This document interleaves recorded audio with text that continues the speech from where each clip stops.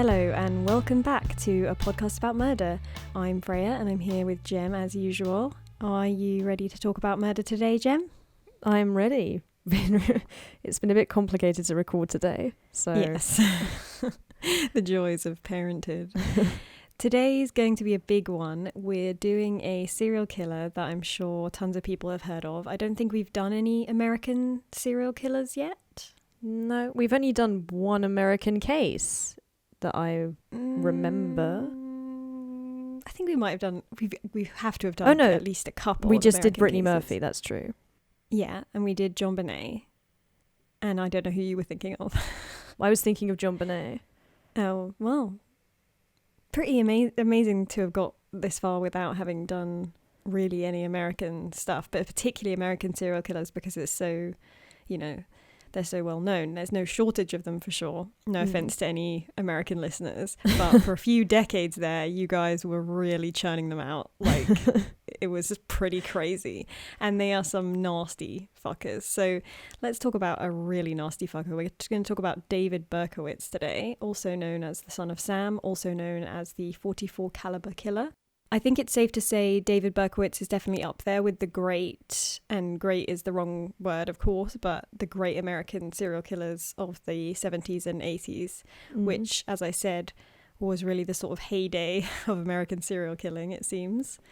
All your big names, Ted Bundy, Jeffrey Dahmer, John Wayne Gacy, Dennis Rader, Gary Ridgway, Ed Kemper, Richard Ramirez, so many more. They all come from this period, the 1970s to the 1990s. I don't know what was up with America then, but more than 80% of known American serial killers operated between 1970 and 1999. I thought I was prepared for you to say, but more than 80% of Americans were serial killers at this time.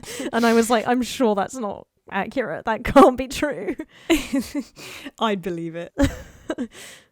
Crime historians even refer to this period as the golden age of serial murder because of how weird term. Prolific. Yeah. There are many interesting theories that have been put forward for why this is, and they include the fact that all these men were born during wartime, with fathers who had gone to war suffering from PTSD, the prevalence of domestic abuse and physical punishment of children, and so on. And we'll find that certainly David Berkowitz had a past that might offer some insight into his behaviour, maybe. But another factor that may have increased the numbers of serial killing victims at the time might have been the normalcy of behaviours that are now thought to be risky. By that I mean things like hitchhiking and how sex workers would readily approach and enter strangers' cars, whereas these days people are a bit more aware of danger like that. No, I guess also technology has changed a lot. Like, it's a lot easier to be connected. To be like, phone me, text me when you're home, that kind of thing. Interestingly, and I know we aren't getting into the actual case yet, but I just find this context and history quite fascinating. A lot of people question whether there really was an increase from the pre-70s period or whether things have always been more or less the same, and it's just public awareness and linguistics that has changed around serial murder. For example, in the 15th century, as late as the 18th century in Europe, people were often put on trial and executed for being werewolves. But of course, I mean, I feel 60 to 80% confident that werewolves don't exist. So it's still quite a big margin. So it's thought that this was an early term and explanation for ordinary people who compulsively killed others, i.e. serial killers. During periods of history where serial killing wasn't reported, it's probably likely that there were killers active, but during these times there were no formal police either. And justice was sort of unrecorded. It was controlled entirely by local communities forming lynch mobs. So once formal policing is established in the 1800s, you start hearing about Jack the Ripper and so on, because there's someone recording the fact that they're out looking for this guy. But for sociological reasons, and since policing still isn't that great, plus the technology isn't there, there were probably plenty of killers slipping under the radar. Then in the 1960s and 70s, you have a new kind of crime hunting emerging, the rise of psychological profiling and the coining of the term serial killer, a greater sophistication in investigation tactics. So perhaps after that focus begins, serial killing appears more common than it was, even if there's no change actually in numbers. Mm. So maybe the so-called golden age of serial murder was real, and maybe it wasn't, it was just how it seemed. But it's interesting to think about. Yeah, and it's interesting, like, I was thinking about Fritz Hamann, who was a German serial killer. And even back then, which is at the beginning of the 20th century, more or less. And he's still referred to as the vampire of Hanover or the wolf man. So clearly these it's sort of difficult terms... to rationalize. Yeah, it's really interesting. Yeah, so now let's get on to the actual focus of today's episode, David Berkowitz. And as we often do, we're going to start with the circumstances of his birth and his childhood. Elizabeth Broder, known as Betty, was a Jewish woman who came from a poor family. Living in Brooklyn, New York, she worked as a waitress. In 1950, 10 years after her marriage to an Italian-American named Tony Falco had broken down, Betty started dating a married man, Joseph Kleinman. The affair went on for 3 years. She gave birth to a son that she named Richard David on the 1st of June, 1953. She gave her son the last name of her ex-husband, Falco, probably because the child's real father didn't want his name used, because he's obviously married. Okay. With Joseph Kleinman refusing to acknowledge and support his son, Betty decided to give the baby up for adoption. Richard David Falco found a family with the Berkowitzes, a middle-aged Jewish couple who made a humble living running their small hardware shop in the Bronx. Nathan and Pearl had no other children. They gave their newly adopted son their surname, Berkowitz, and reversed the order of his birth names from Richard David to David Richard. And that is how he becomes David Berkowitz. Unfortunately, David Berkowitz's childhood after his adoption wasn't without tribulation. His family and others who knew him found him to be domineering and rude. At school, he didn't excel despite above-average intellect, choosing to engage in stealing and minor arson instead of applying himself to his education. If you'll recall, starting fires is one of the 3 factors in the McDonald triad, a behaviour which, if present in childhood, can indicate future serial violence. David's behaviour was concerning enough that his parents sought the help of a therapist at some point, but he was never in trouble with the law. His low-grade crime didn't even get a mention in his school record, believe it or not. I wonder if maybe they were like, oh, he's adopted, he's having a tough time, let's give him a pass kind of thing. I mean, that sounds too nice for the time though, doesn't it? I guess, but I think there's also an attitude, like, this seems to be like during the golden age of like, well, boys will be boys kind of thing. So yeah, I guess that's a good point. When David was 14 years old, his mother Pearl lost her life to breast cancer. This marked a new chapter of upset for David, as he was deeply attached to her. He struggled with the loss, and when his father remarried, David didn't get along with his new stepmother at all. Despite this, he continued living with them until he finished high school, after which he joined the US Army. He served from the tender age of just 17 to 21, stationed in Fort Knox in Kentucky, and later sent abroad to South Korea. While in the army, David became competent with weapons and established himself as a skilled marksman. 3 years later, he was honorably discharged from the army and decided to seek out his birth mother, eager to discover more about his origins. Unfortunately, David didn't like what he found out. When he tracked Betty down and heard from her what had happened, it hit him hard. Feelings of abandonment stemming from finding out about his adoption were further triggered by the story of his birth father's total rejection. Like many adopted children, David struggled with his sense of personal identity. Although he struck up something of a relationship with Rosalind, his half-sister through Betty, his communication with either wouldn't last for long. From 1976, David entered the workforce following a brief stint at a local community college. His string of jobs included roles as a letter sorter for the United States Postal Service and as a taxi driver. He settled in Yonkers, a city in New York State, which, I mean, that name, I love it. I love it. Never heard of it until I researched this, I think. Yonkers. Yonkers? I mean, have you ever heard of Yonkers? No, of course I've never heard of Yonkers.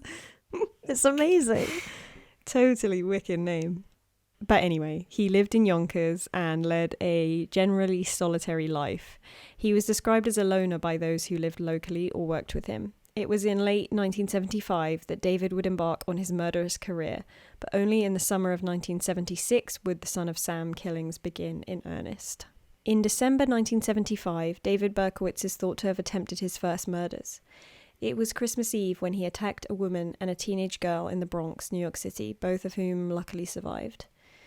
The teenage girl, who was just 15, fought for her life in hospital for a week, eventually recovering from her 6 stab wounds inflicted with a hunting knife. God. And she sounds like an absolute boss.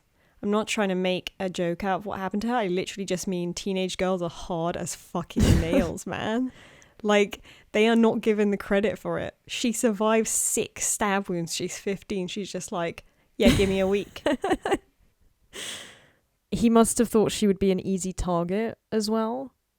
So they always do, but never underestimate a teenage girl, man.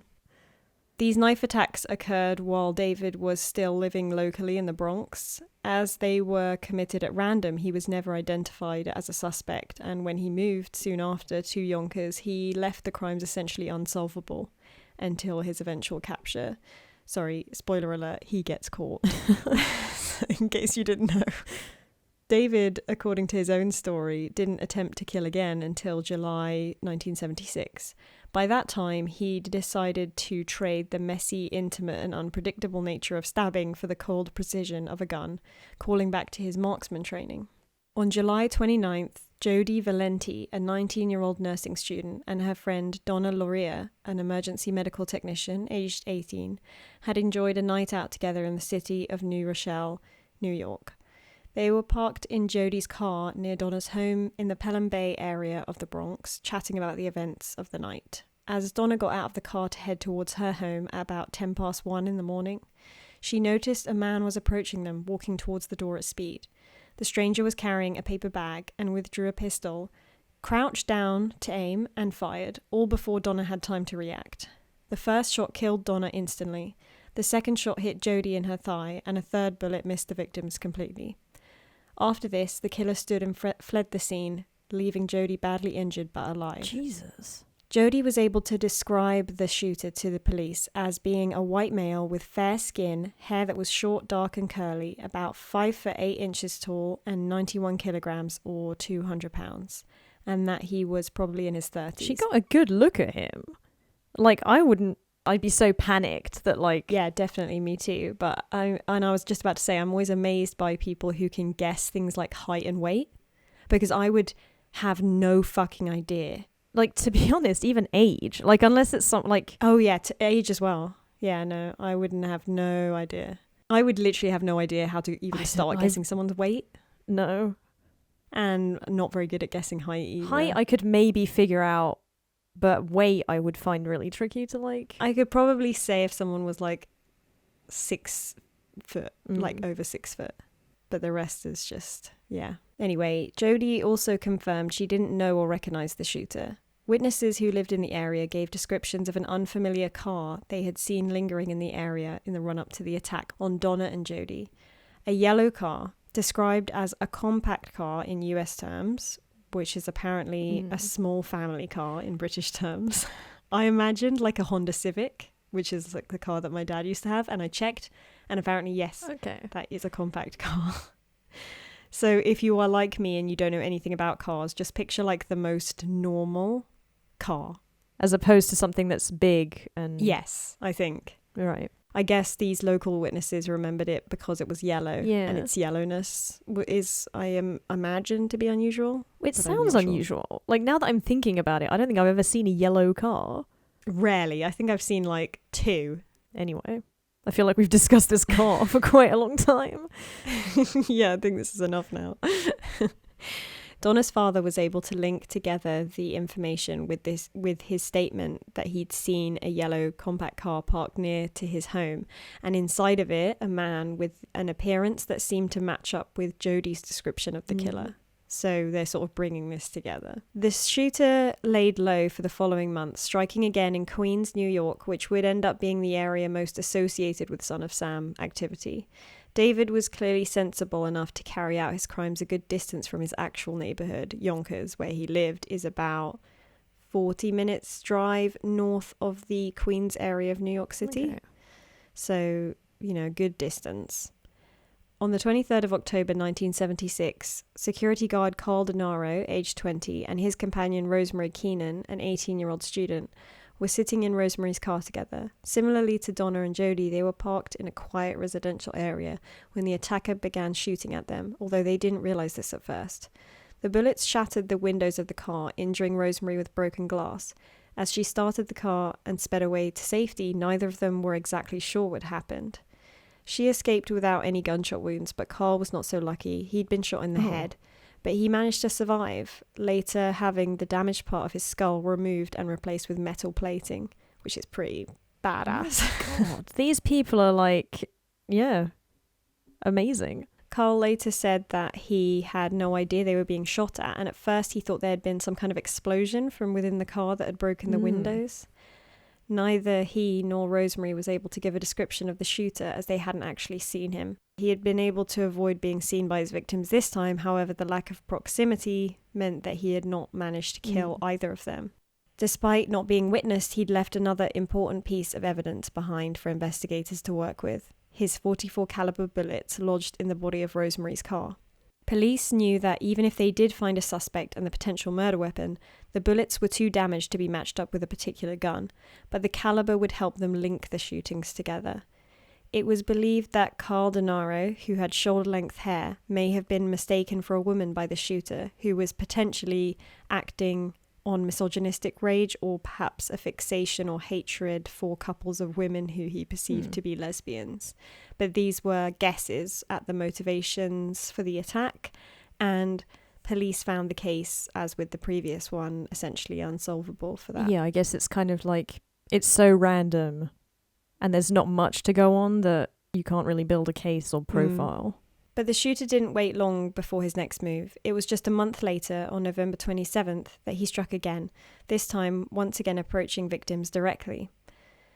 Donna DeMasi, 16, and Joanne Lamino, 18, both high school students, were sitting on the porch of Joanne's home in the Floral Park neighborhood of Queens. They had just returned from seeing a movie, and it was just after midnight when they were approached by a man. He started to ask them for directions as a distraction before quickly pulling out a gun. He initially shot Donna and Joanne once each, which incapacitated them, following up with several more shots. He fled the scene as someone came out of the neighbouring apartment building to see what was going on after hearing the shots. Again, incredibly, both victims would survive, although Joanne's injuries would leave her paraplegic for the rest of her life. The descriptions given in this case were quite different. This is where some doubt comes in for many people about whether David Berkowitz was guilty of all the crimes that he's been charged with, whether he was in cahoots with someone else, or if there were unrelated cases that were ascribed to him and that he just claimed them for clout. The witness who saw the attacker in this case fleeing described a blonde man, though David had unmistakably dark hair. Donna and Joanne described a man who was in his early 20s. Of course, that would be David's age at the time, but it doesn't match up with Donna Loria and Jody Valenti's claim that their attacker was in his 30s. Yeah. I think that's an easy thing to mistake, though. Like we were saying earlier, I find it difficult to assess people's ages. Like, if it had been 20s and 60s, I'd be like, okay, it's unlikely that this is the same person. Even if it had been 20s and 40s, I would have been like, yeah, and it's dark.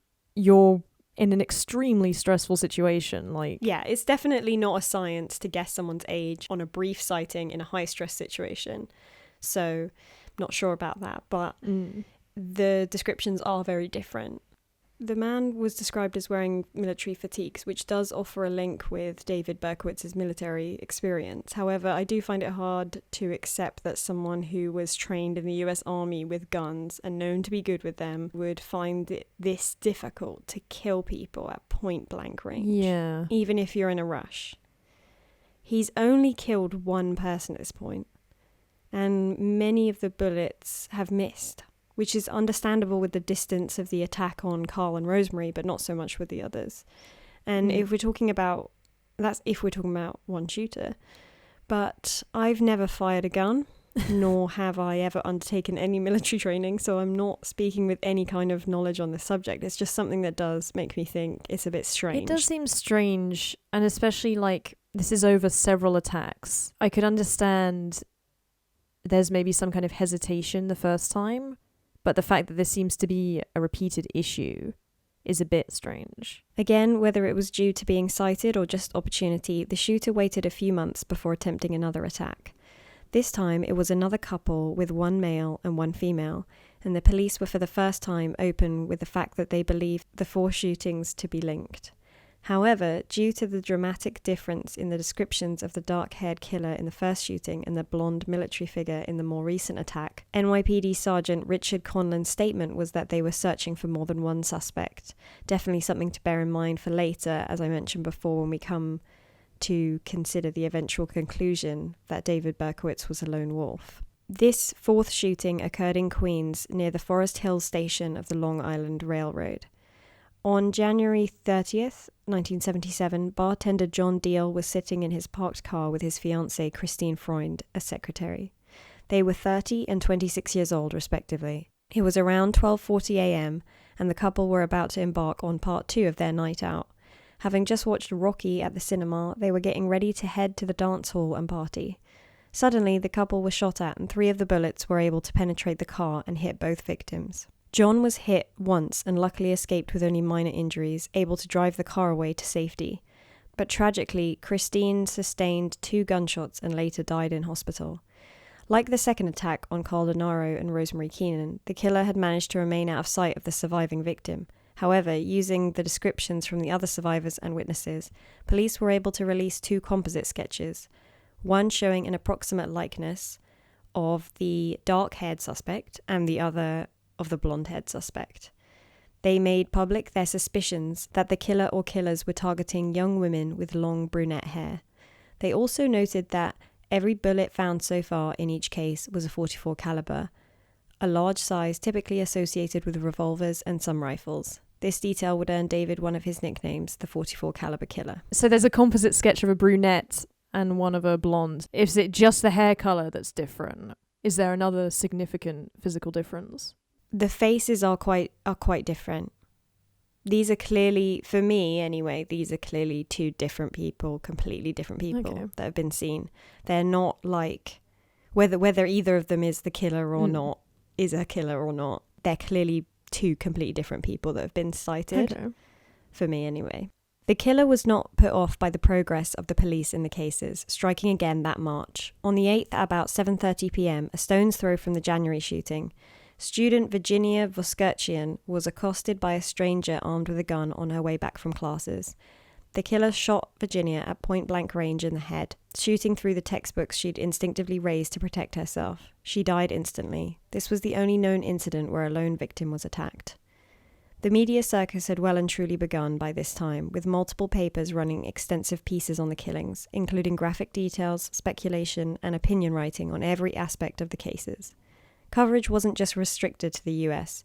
Media in other countries had also picked up on the sensational story of a mad gunman loose in New York City, with newspapers reporting on the crimes in Europe and Russia. The NYPD held a press conference 2 days after Virginia's murder. The mayor of New York City, Abraham Beame, stated that the shooting was connected with the previous incidents, citing ballistic evidence. The bullet that killed Virginia was also a .44 caliber from a bulldog revolver, and although police couldn't forensically prove it, they were also convinced that the same bulldog revolver had been used to kill first victim Donna Luria, based on their examination of the bullets. The following month saw no let-up in the shootings. On April 17th, yet another couple were attacked. At about 3 a.m. in the Bronx, 20-year-old Alexander Esau was sitting in a car, his brother's, parked on the Hutchinson River Parkway service road, known locally as the Hutch. The location was just a few blocks from the first shooting in which Donna Luria was killed. Alexander, a tow truck driver, was accompanied by student Valentina Suriani, his girlfriend. She was 18 and had dreams of becoming a model and actress. The car was parked just 1 block from Valentina's home. Now, I'm hoping that the distances referred to in blocks is meaningful to someone, at least Americans, because for me, it's very difficult for me to get a feeling for how far a block is. No. Because at least in my experience, this isn't a common way to talk about distance in the UK, even in cities where a block is a relatable concept. But I guess in America, everything's a lot more like uniform and planned out, whereas in like older European cities, it's kind of like sprawling. Yes. And every building is completely different. Like, I feel like in America, they made blocks that are the same. A lot of them. Well, even if you look at like the States, you can tell that someone planned that shit. Someone planned, like, it's very obviously like done with a ruler. Do you know what I mean? It's almost creepy how perfect the American cities are. But in American cities, blocks is like a normal term for distance. So in most of the sources, that's how it's described. So, of course, I looked it up to try and get some kind of other way to translate it. And all I got was around 300 feet, which I sort of realised was just as meaningless to me. What's that in meters? So I actually ended up Googling how long does it take to walk 300 feet. And I got just under 4 minutes. So a block away is less than 5 minutes. And 3 blocks is going to be less than a 15-minute walk. That helped me extrapolate from that, and I got a feeling for how close the crimes were to each other. Okay. So pretty close. It was another bold crime in a residential area with many potential witnesses. Alexander and Valentina were shot at 4 times. In this attack, both victims would lose their lives after sustaining shots to the head. Valentina died on the scene, while Alexander would make it to hospital, but later died without regaining consciousness to give any witness statement. Police again retrieved 44 caliber bullets and believed the same weapon had been used again, as had been used in all the shootings so far. But by far the most interesting evidence gathered from the scene of this shooting was a letter. The letter, handwritten in mostly capital letters and riddled with misspellings, was found near the bodies of Alexander and Valentina, and it was addressed to the captain of the NYPD, Joseph Borelli. The letter in full with its incorrect grammar reads as follows. I am deeply hurt by your calling me a woman hater. I am not, but I am a monster. I am the son of Sam. I am a little brat. When Father Sam gets drunk, he gets mean. He beats his family. Sometimes he ties me up to the back of the house. Other times he locks me in the garage. Sam loves to drink blood. Go out and kill, commands Father Sam. Behind our house, some rest. Mostly young.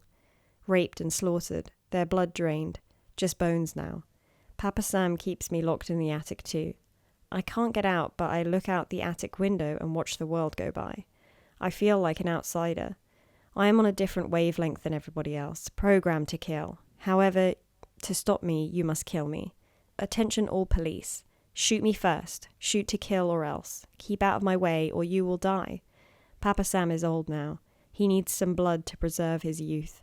He has had too many heart attacks. Too many heart attacks. Ugh, me hoot, it hurts, sonny boy.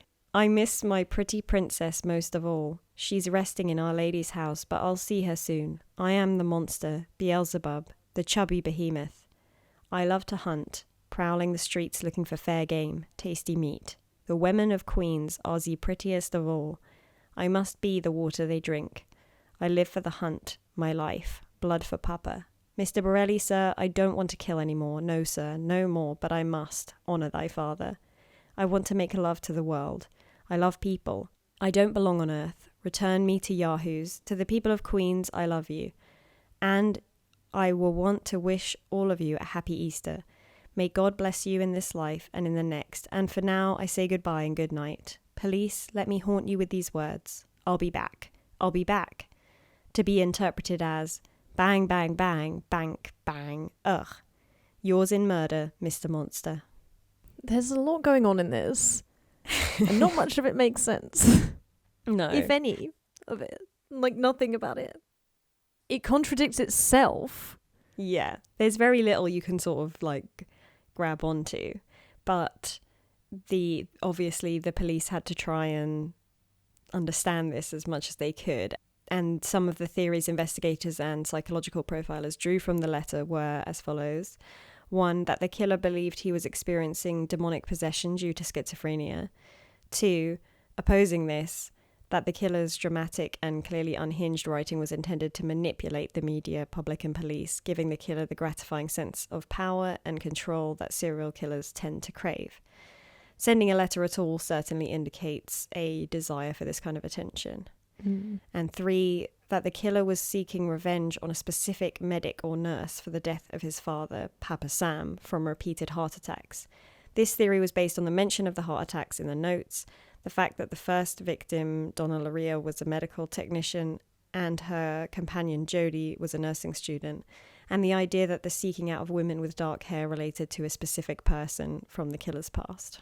I kind of get it, but I find the third one slightly weaker than the other 2 theories, in my opinion. Mainly because, like, he doesn't go on to target any medical professionals, only those 2. No, and he doesn't explicitly mention anything about a revenge aspect. Yeah, I definitely think it was a weaker theory. It's all about the kind of whether you believe the first instance that this is someone who's experiencing delusions, or whether you believe that this is someone who wants you to think they're experiencing delusions. I guess at this point it's hard to say, but I do find it all a bit, just because it seems so staged as well. Yes. And yeah, it all seems a bit too constructed for it to be just the sort of ramblings of someone who is not. I agree. It reads like someone trying to be nutty. Yeah. And the phonetically written quote from the so-called Papa Sam, that is, "Me hoot it 'urt, sonny boy," was thought to be an attempt to communicate a Scottish accent, though ultimately this ended up not being considered significant. Jimmy Breslin was an American journalist and writer who was known for his weekly contributions to the New York Daily News. On May 30th, Jimmy received a letter with a postmark showing it had been sent early the same day from New Jersey, which is incredible service, I should just say.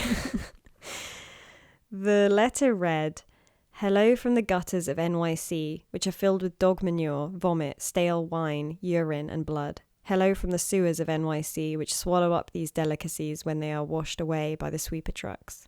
Hello from the cracks in the sidewalks of NYC and from the ants that dwell in these cracks and feed in the dried blood of the dead that has settled into the cracks.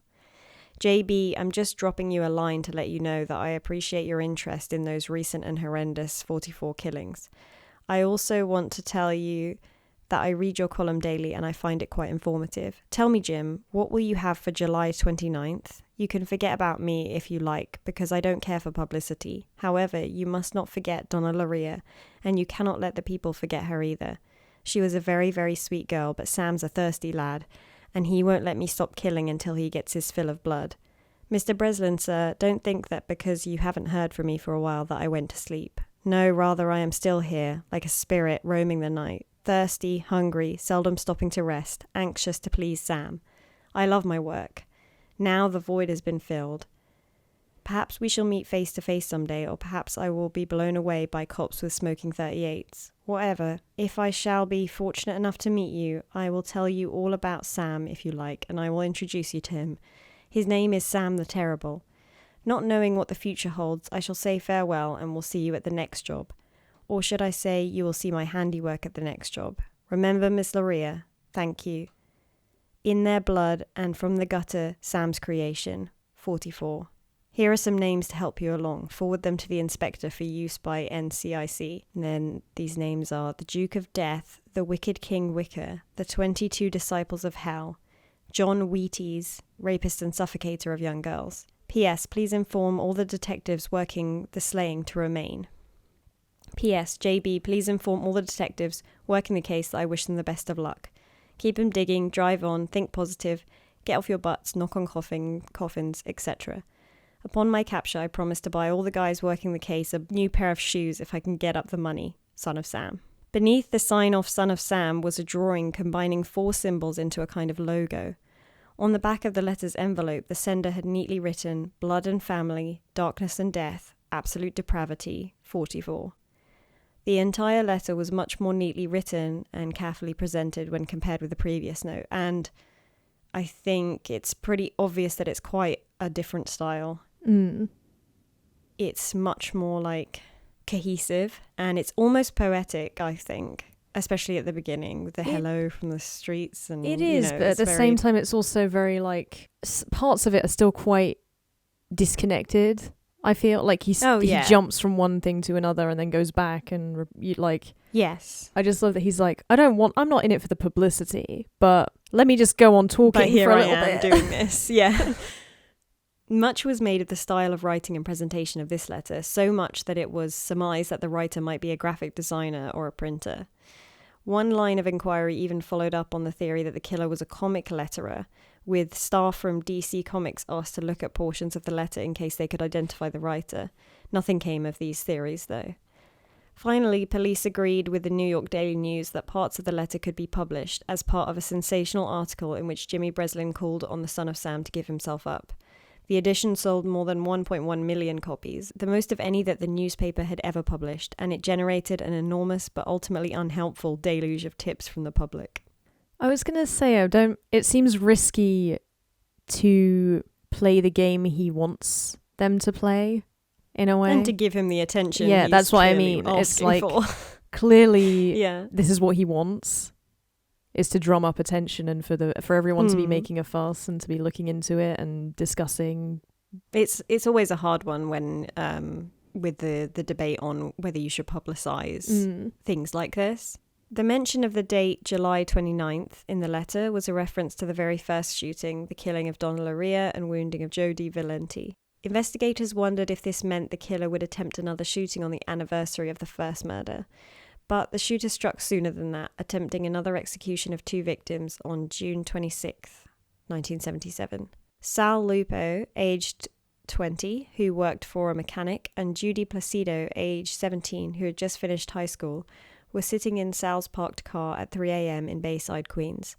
The two had just ended their night out at a discotheque and were chatting about the Son of Sam shootings when they were attacked.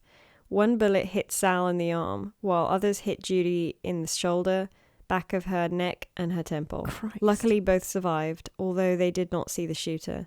However, a few witnesses were able to give descriptions of a tall man with dark hair that they believed they had seen running away from the area. As the Son of Sam case gained more media and public attention, fear was at an all-time high. So far, all the victims had long dark hair, and this led to the women of New York flocking in their thousands to shops and hairdressers to buy wigs and get new cuts and colours. When you think about gun-related violence, I'm not sure how to say this, but it can feel a little bit less frightening in some ways because you're thinking about the kind of intimate terror and pain of something like stabbing. That's something that you feel more like, oh, that's really frightening. And sometimes you don't realize just how horrible and painful it would be to be shot multiple times and live. And there's something very removed it's very about frightening. Yeah, it's very frightening to imagine being a victim of this guy, basically. And sometimes sort of, I don't know if that makes sense, but I feel like sometimes shooting is sort of just kind of glossed over a bit more.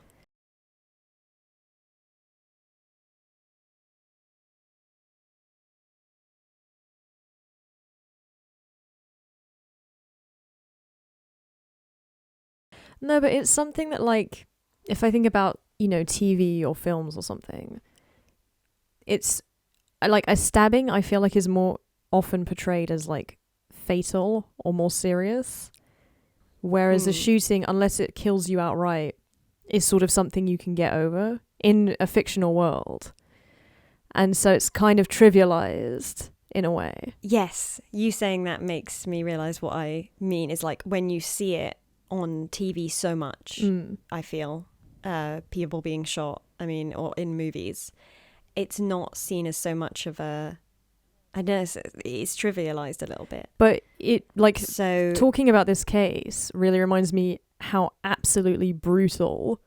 Oh yeah, definitely. Yeah, that's what I'm trying to say is like, I think we have this normalization of, I think, gun related violence in a way that makes it, but when you talk about something like this, it really brings home just how terrifying it actually is, how horrendous it would be for your, like, the injuries you can receive, and horrible. No, and the fact that any random person could get access to this incredibly powerful weapon and do such serious damage from such a distance as well. Like, the fact that most of these people don't see him coming, they don't, there's nothing to prepare them for this. As July came and drew to a close, investigators knew that the anniversary of the first shooting was approaching and still felt that the date mentioned in the Jimmy Breslin letter had offered a clue that another attack would occur during the same period.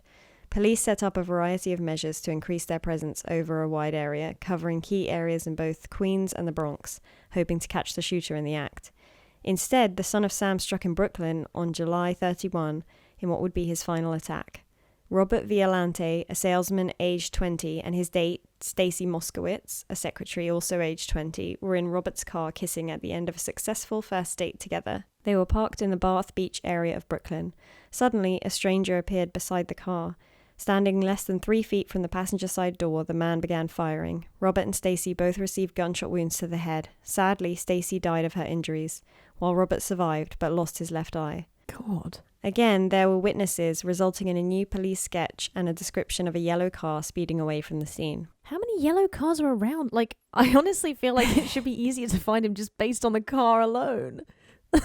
Just start going through the yellow cars, like, you'll find him. The Son of Sam shootings ended here, leaving 6 people dead, 9 people wounded, some of those with lifelong injuries, the city of New York in a state of panic, and the NYPD, including the specially established Son of Sam Task Force, named the Omega Task Force, working around the clock on one of the biggest and most high-pressure manhunts they'd ever embarked on. Despite leaving so many survivors and witnesses, David Berkowitz had until now remained completely unconnected to the case. But this run of incredible dumb luck was about to run out, not with a bang, but with a whimper. Nice. Couldn't resist. Cecilia Davis was a resident of the Brooklyn neighborhood of Bath Beach where the last shooting, that of Robert and Stacy, took place. Just before the crime occurred, Cecilia was walking her dog around the area and noticed a police officer placing a ticket on a yellow car parked near a fire hydrant. After he moved on, a man came from the direction of the car and walked by Cecilia. She felt the man was looking at her with interest and felt frightened when she saw he was holding what she described as a dark object, although she wasn't sure what it was. She ran home and heard gunshots, later realizing those were the gunshots that killed Stacy Moskowitz and maimed Robert Violante. It took Cecilia a few days to come forward and tell police what she'd seen, but it proved to be the big break investigators needed. They looked into every car that had received a ticket in the area of the night of the shooting. Ooh. The lead turned up David Berkowitz's yellow 1970 Ford Galaxy. When the task force contacted police in Yonkers, where David lived, they found that police there had their own suspicions about David. On August 10th, 1977, detectives went to David's apartment building on Pine Street, Yonkers. Outside, they found his 1970 Ford Galaxy and, looking into the back seat, saw a gun. Possession of the gun was technically legal and didn't give police proper justification to search the car, but they did so anyway. Which, well, I don't support that decision, but I guess it worked out. So inside, they found probably the most incriminating set of evidence they possibly could have found. It was a duffel bag full of ammo, a bunch of maps of the locations of Son of Sam shootings, and a threatening letter addressed to the head of the Son of Sam Task Force, Timothy Dowd. I was literally going to joke and say it's like drafts of his letters, but he literally literally does. The detectives waited for David to leave his apartment rather than try to enter it or risk a potentially violent situation within the confined quarters of the apartment building. Worried that their improper search would mean the loss of any evidence gathered from the car, they also didn't want to lose anything they could gather from the apartment by entering without a search warrant. So they were just trying to sort of they were damage control at this moment. Right. They'd gotten too excited and gone in just the car one already. of them was like, guys, I don't know, maybe we should follow procedure on this one. I totally get it. You've been looking for this guy for Yeah. so long. Like, you must be so, like, how do you not jump the gun and just get in that car and find out what's in there? I would be gagging to get in that car. But you got to follow the rules, man. It's not cool. Yeah, they basically just didn't want to lose any potential evidence from the apartment by, like, jumping the gun on that as well. Finally, at around 10 p.m., David came out of the building, got into his car, and was approached and surrounded by the detectives. Next to him in a paper bag was the .44 caliber Bulldog revolver that had been identified as the type of gun used in the crimes. "Well, you got me," David Berkowitz is said to have stated to the detectives, speaking without emotion but then breaking into a smile. Depending on who you ask, he may have added, "How come it took you such a long time?" "Now that I've got you," Detective John Falatico replied, "who have I got?" "You know," said David. "No, I don't," answered John. "You tell me." David turned to look at him and said, "I'm Sam." "You're Sam," said John. "Sam who?" "Sam, David Berkowitz," David replied. After David's arrest, when the search warrant finally came through for his apartment, police got the treasure trove they were hoping for. The place was a mess, with just a few pieces of furniture and boxes, clothes, books, records and other objects scattered around. David appeared to sleep on a mattress on the floor. Now, there's nothing wrong with sleeping on a mattress on the floor. You know, like the Japanese do, don't they? No, and I think it's Or is that a myth? I don't know enough about it, but they... Okay, well, you're going to make me Google, do Japanese people sleep on the floor? Am I making you Google this? In Japan, the majority of people sleep on the floor. Today, many Japanese people sleep on a tatami mat made of rice straw. So, yeah, there's nothing wrong with that. No, and I think, you know... But in the context of his flat, I guess it would seem strange from a Western perspective. I think especially in America in the 80s, they're probably like, this is the most deranged thing I've ever seen. Yeah, right. Given what the rest of his flat looks like. Yes. It's just in a sort of state of disarray. Yeah. Someone who doesn't really care about their living conditions. And also bizarre writings were found on some of the walls. Yeah. So that's rarely a good sign, I feel like. David's diaries, which he had kept since the age of 21, were full of detailed notes about arsons committed across New York City that David claimed responsibility for. And that is when I said that Yonkers police were suspicious of David. Okay. The arson stuff is, I believe, what they're referring to. That it was other crimes, not murders, but things like arsons that they suspected him of doing, but there was nothing to put together, if you see what I mean. How is this guy so slick? He doesn't seem like a guy who's like meticulous in his planning so far, from what I know about him. So it seems just super lucky, I feel. Yeah. Super lucky. David was interrogated at the 60th Precinct in Coney Island, used as the hub for the Omega Task Force. The questioning took just half an hour, as David admitted being the son of Sam Shooter easily. He quickly embarked on the story that would provide the media with their next angle of fascination. His claim that his neighbor's dog spoke to him and made satanic demands that he spill the blood of young women. It was possessed, David claimed, by a powerful demon, and its dark commands to kill were impossible to resist. The Black Labrador was owned by neighbor Sam Carr, who David identified as the Sam he had referred to in his first letter. That is Papa Sam. Right. Is Sam Carr, and we'll come back to him a little later. After the confession, David Berkowitz would begin a frustrating dance of back and forth with his stories, perhaps enjoying the media attention and perhaps enjoying toying with the detectives. He variously retracted his claims of the possessed dog and satanic themes, saying he made them up, only to later restate them. He seemed to be acting mentally ill to pursue an insanity defense, but then insisted on pleading guilty. He wrote letters to the media, including the ominous quote, "There are other sons out there, God help the world," which some felt meant David didn't work alone. Others thought it simply meant there were others unconnected to David who would feel motivated to commit similar crimes. You know, and another thing is this could just be another thing to say that makes people frightened, that gets in the papers. Yeah. Either way, the vagaries were the point. David clearly got something out of all of this, all of the media activity, every change of his story, every psychiatric evaluation, every interrogation, every scrap of attention he got. He eventually admitted that he made up the story about the possessed dog, and that was the end of that. So it's funny that that's what it ends on, that it's not, like that's the final word about this whole dog story. That it's not something that's left ambiguous or like that he keeps coming back to, and we still don't know what. He did go back and forth on it for a while and then eventually said, no, I made it up, and then never really went back to it. So that is, the last word on that. Court proceedings began with David Berkowitz entering his plea on May 8th, 1978. He pleaded guilty to all charges relating to each of the 8 shootings, including the murders of the 6 people who had died.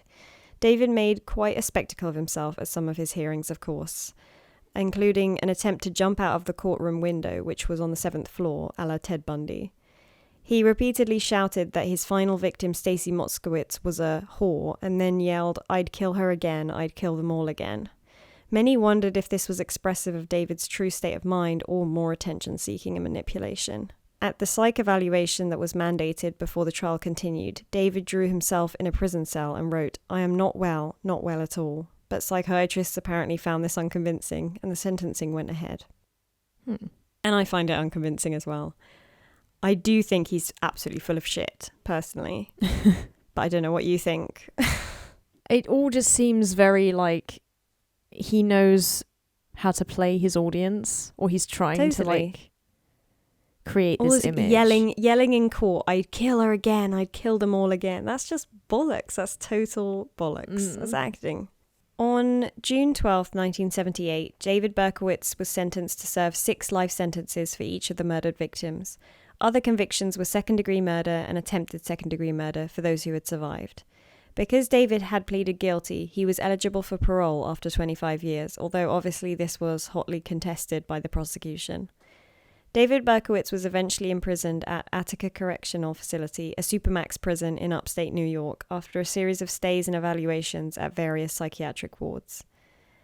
The case continued to captivate not only New York, but the rest of the country and beyond, its foothold in the media remaining strong.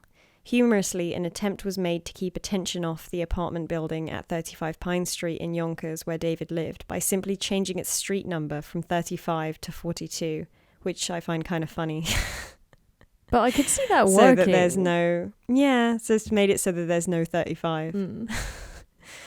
But I'm sure for the people who lived at 35 Pine Street trying to cling on to their privacy and not be surrounded by journalists and nosy strangers, it was worth trying anything. Because the case was so overwhelmingly notorious, people were falling over themselves to get a little insight into the son of Sam. The name, of course, went down as one of the most famous serial killing cases in history, helped by the more compelling aspects like the killer's frightening letters, the specific victim pattern, and perpetuated through references in popular culture from TV and film to music. Shortly after David's imprisonment, stories began to circulate that he was being offered deals for the rights to his story, deals that would see him essentially profit from his crimes. Though David never actually attempted to sell a book or close a movie deal, the very idea of this so enraged the public and state that New York State ended up establishing a law to stop a convicted person and their family from making any money from any venture relating to the story of their crime, be it a book, film, or anything else. Since then, it seems about 41 states have enacted similar legislation. These laws tend to be known as Son of Sam laws. Oh. And I didn't know that he actually never tried to do anything, but it was just like a weird sudden spike in public, like the very concept like everything that he about might. It is so weird. It's so weird that people, well, like I understand that there's people want to be the one to have an exclusive deal and the rights to the story, but I do find that weird to start with, that people are like, we want the rights to tell this horrific story. And then that gets somehow warped into him wanting to profit off it and people reacting to it. It's all like quite strange. Whilst in prison, David Berkowitz has finished his community college education with honours and is known to mentor fellow prisoners who are struggling.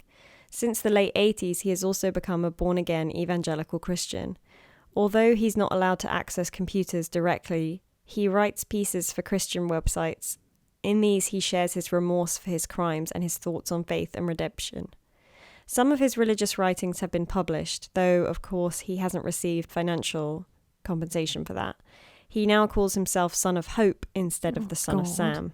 Which, for me, that's just more. It's just more drama. It's just more. But it annoys me that the same law stuff is called the Son of Sam law and not It's the David exactly Berkowitz playing law. into what he wants as well. I suppose it's up to everyone to decide for themselves whether they believe David has changed and is truly sorry, is genuinely committed to this new faith and all of that. But yeah, I wouldn't say I'm... It's hard for me to say. I think he's extremely narcissistic and probably that's incurable. He's just, yeah. Every 2 years, our man comes up for a parole hearing, as per the thing I said before, his guilty plea deal. David Berkowitz doesn't ask to be released, though. He often refuses to attend the parole hearings at all, asking that they be cancelled. However, by law, they have to hold the hearings, whether he wants a parole or not. So, you know, they hold them every 2 years and my man doesn't show up. So that's an interesting detail. But I suppose he's kind of like, he's found a sense of stability in prison. Yeah. As weird as that sounds to say. David has made clear that although he says he has become a better person in prison and is no longer a danger to the public, he believes it is right that he remain in prison until the end of his life. And I doubt anyone would disagree with him there. It doesn't make that, what that is that doesn't make me think, oh, he's changed. That just makes me think he knows he's going to get denied. Do you know what I mean? So why bother? Oh, I see what you mean. I was thinking it's kind of like Charles Sobrage, who had basically gotten away with being a free man somehow, and then for whatever reason went back to the only country that still had a warrant out for his arrest, when he could have easily have not done that. It can be that kind of like need in a way for that structured life. What's your life going to be like on the outside as the son of Sam? Impossible to live.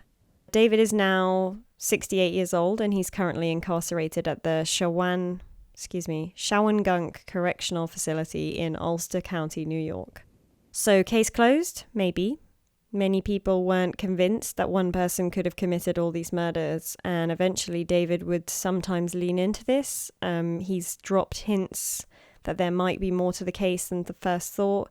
He's claimed to be part of a cult, a satanic cult, calling himself just a minor figure in the group and suggesting that other members would continue to commit more murders.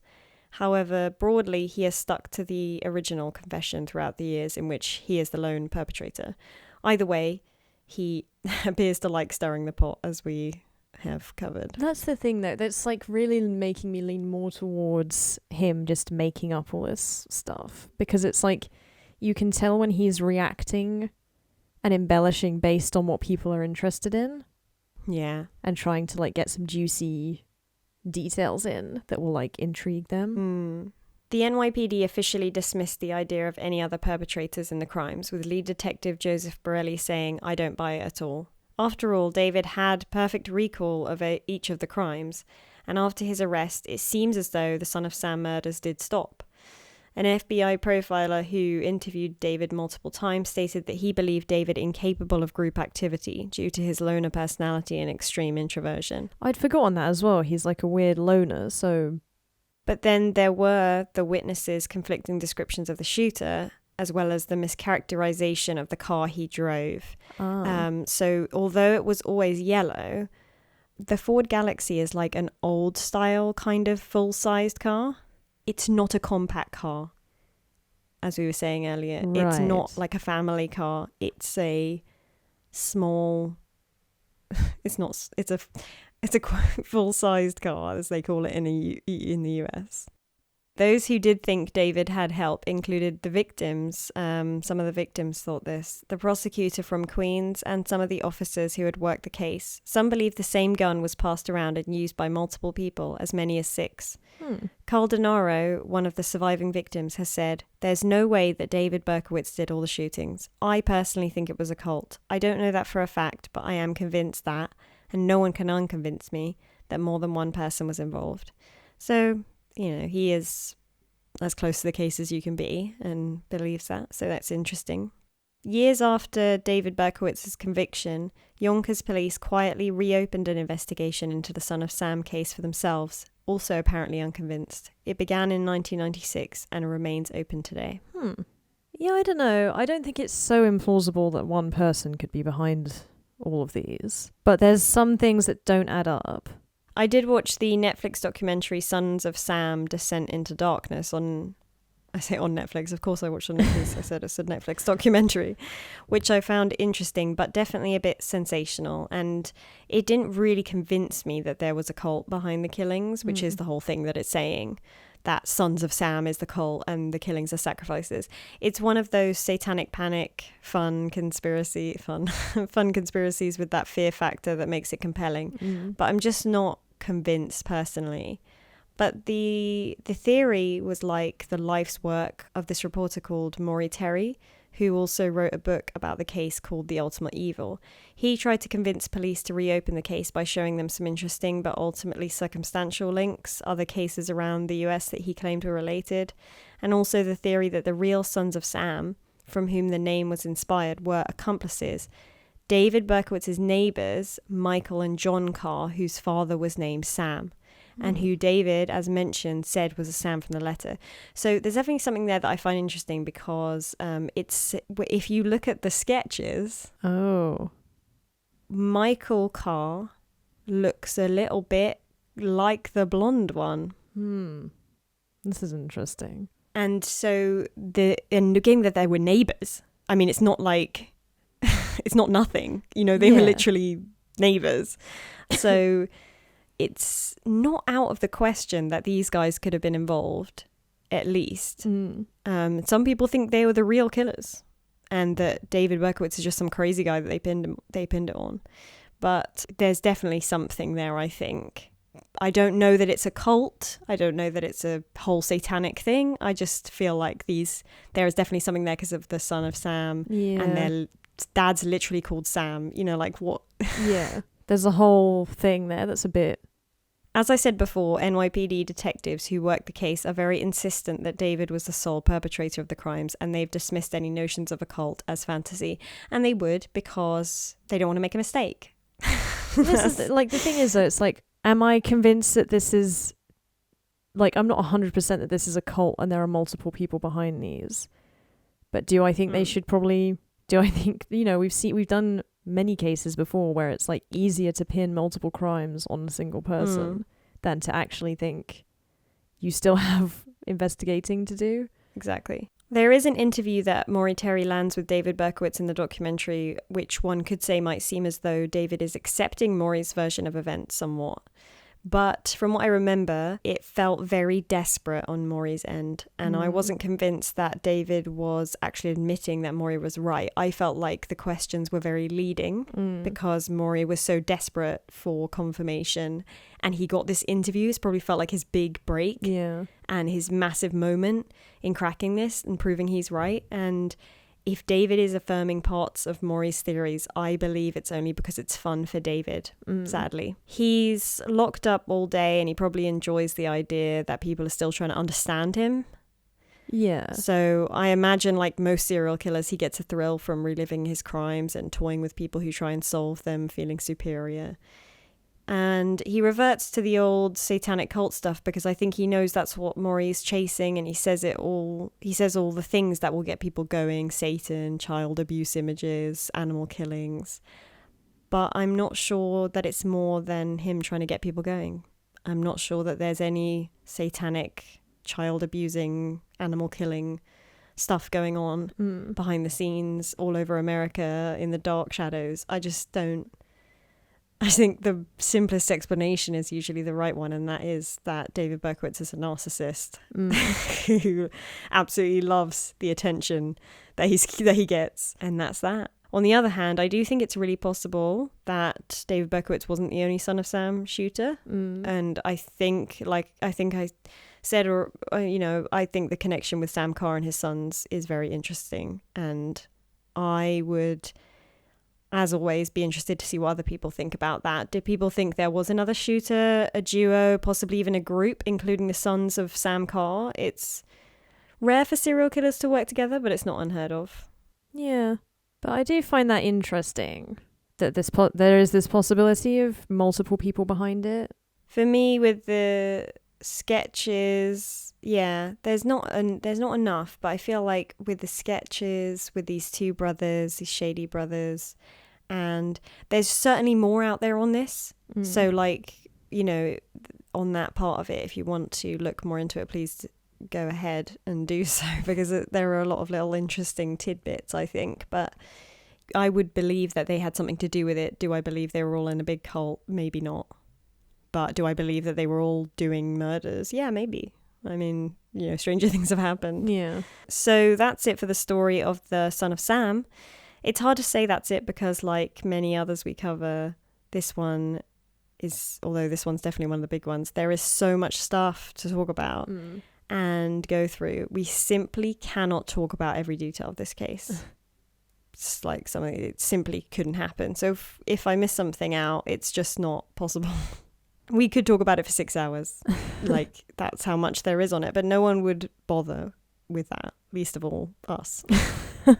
And of course, this is the conclusion of the season, which we obviously hope you thoroughly enjoyed. Don't forget to subscribe and that we're on social media. Follow us on Twitter @AboutMurder, Instagram @PodcastAboutMurder, Facebook.com/apodcastaboutmurder with no E, and subscribe to our YouTube channel. Search channels for A Podcast About Murder. Please do like and subscribe wherever you listen to podcasts and give us a fantastic rating, of course. I'm talking 5 stars. I'm not talking 4 stars. I'm talking 5. Fucking The word hell. was fantastic. Yeah. If you have any suggestions for the show, though, we're always open to those as well. You can even send us an email. It's apodcastaboutmurder@outlook.com. Any final parting words? The sad thing is I've written, as always, have a great weekend and see you next Friday. Which is strange because you've always known you were closing the season. You just didn't want to accept it. Yeah, exactly. No, it's been fun getting back to the podcast after quite a long break. I'll be intrigued to see how the listeners react to this season, and what you thought about this whole crazy case, because it's one that there's just so much to unpack. Yeah, I actually have already got 2 cases in mind for my next. You know, the gears are still going, man. So hopefully it won't be as long of a break as it was last time. So, I mean, if it's as long a break as last time or longer, I guess we'll see you in a year, guys. I don't know. But I think it won't be that long. No, I don't think so. I hope not. So that's it. That's all. It's a really weird vibe because it's it's always weird stopping for the last episode. I was thinking of maybe doing a couple of special ones. I feel like I always say that at the end of every season. I go, we'll do a couple in the middle, random ones, special ones, and never do. Anyway, have a great weekend and see you when we see you. Yeah, when you hear us. One will emerge at some point when you least expect it.